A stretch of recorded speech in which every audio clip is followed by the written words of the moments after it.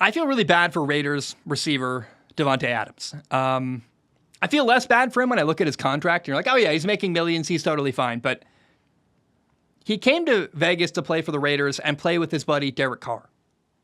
And was hoping to play with Derek Carr as his quarterback for years. I remember when Davante Adams came over, I was like, look, man, he played with a Hall of Fame quarterback.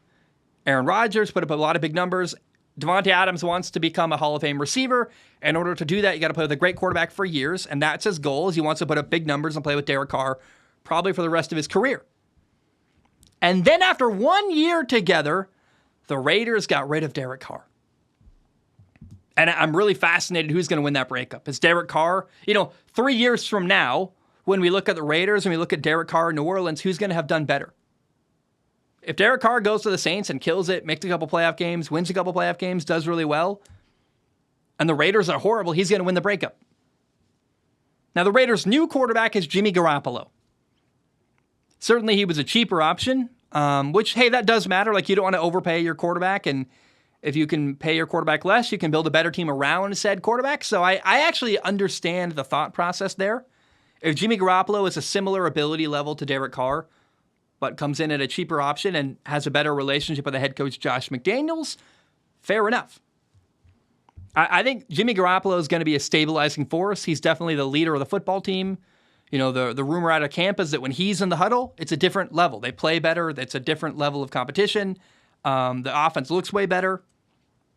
And remember, Jimmy Garoppolo has history with Raiders head coach Josh McDaniels. They worked together in New England.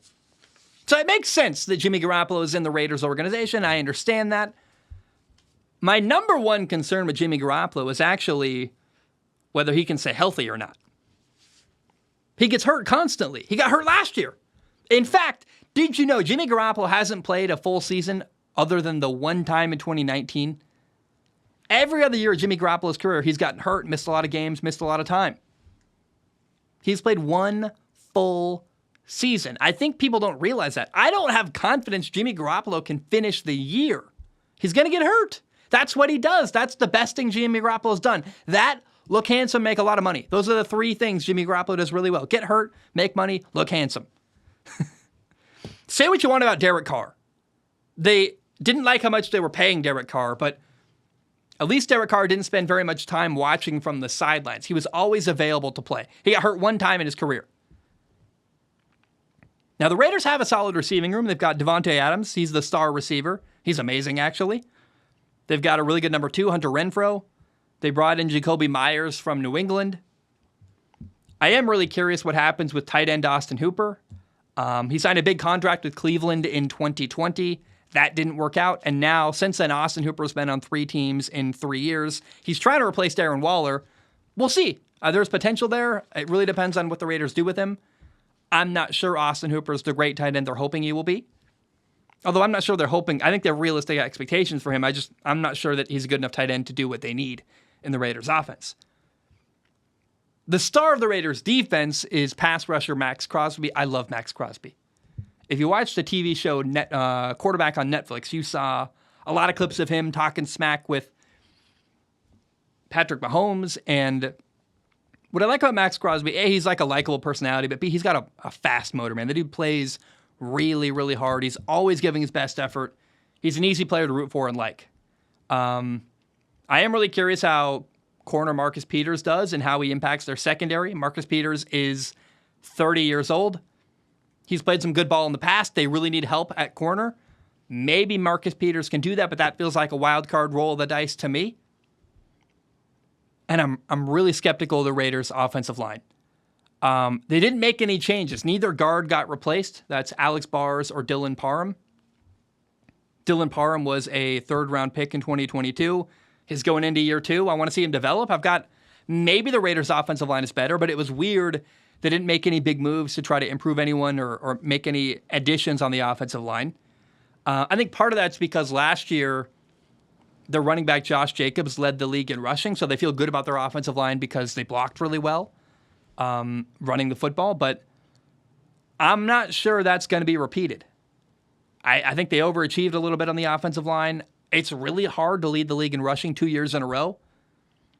And a real concern is if Josh Jacobs gets hurt at running back, they've got no backup running back that's really capable of much. So I'm concerned about the offensive line. I hope they make progress. They don't have a lot of depth at running back. I'm not sure their quarterback can stay healthy. I don't know what their tight end's going to do.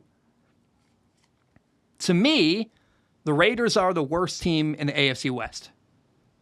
And their first 4 games are going to be brutal. They're going to play at Denver week 1, at Buffalo week 2, then week 3, the Raiders play the Steelers in Vegas, which that's still going to be basically an away game because of how well the Steelers travel.